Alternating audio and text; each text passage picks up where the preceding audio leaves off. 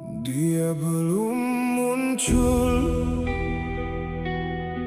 namun dunia telah berubah. Yang batil dihias indah, yang hak dipandang mudah. Yang melampaui batas dipanggil kebebasan. Yang menyeru pada Tuhan dianggap ancaman. Itulah kenyataannya apabila manusia tanpa sadar telah pun mengikut jejak langkahnya, tanpa perlu dipujuk, tanpa perlu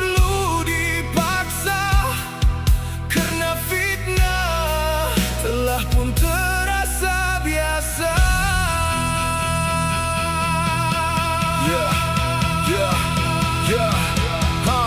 Bukankah telah diceritakan oleh baginda Nabi, tiada fitnah yang lebih besar di akhir nanti, yang memutar hak dan menipu hati, hingga manusia mengikutinya tanpa menyadari. Si mata satu yang mengelirukan pandangan, membawa yang batil seolah-olah kebenaran, hingga manusia hilang akal timbangan, lalu keliru membezakan petunjuk dan kesesatan.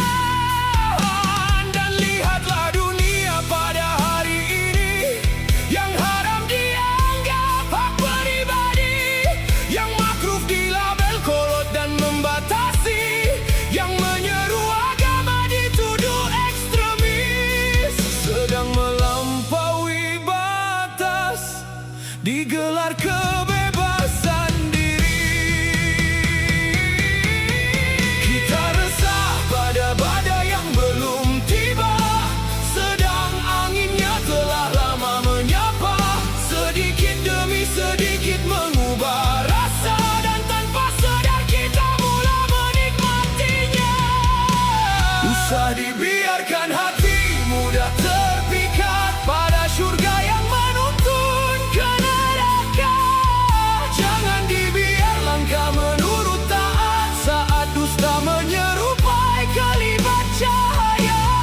Tuntunlah hati mengenal fajar, walaupun dunia memilih senja. Usah tenggelam dalam manis yang menjalar, karena pahitnya rasa bisa menjadi ubatnya jiwa. Bukankah sekian lama telah dikabarkan bahwa ada yang menukar iman dengan genggaman demi seteguk manis yang tidak berkekalan, hingga kehilangan mata air kehidupan. Ada yang mabuk meminum sanjungan, lalu menjadikan manusia sebagai timbangan, hingga suara wahyu semakin tenggelam di tengah sorakan dan gemuruh tepukan. Langit pandangan ditutup kabus pujian, hati tiada lagi membaca petunjuk Tuhan, tiada lagi kebenaran sebagai garis batasan, karena manusia menjadi timbangan zaman. Telah disampaikan oleh utusan kebenaran bahwa akan tiba zamannya penuh penurutan, di mana bilangan suara mula menjadi sandaran, walau arah tak lagi berpandukan wahyu Tuhan. Dan lihatlah keadaan dunia zaman sekarang, begitu mudah manusia meremehkan peringatan. Sifat iblis dajjal di sarungnya mereka tanpa segan, sedang berulang kali Allah berfirman mengingatkan. Lupakah kita nu berdiri di lautan sendirian? Ibrahim melawan arus dengan keyakinan, dan para utusan yang tiada menimbang kebenaran dengan jumlah manusia atau sorakan pujian. Kita gentar pada nama yang bakal mendatang, sedang sifatnya kita pakai jadikan pegangan. Terlalu berpaut pada dunia yang menipu pandang, hingga buta tak terlihat kebenaran yang terang. Cintakan dunia yang mengikat jiwa, dan takut pada lenyapnya nyawa. Bukankah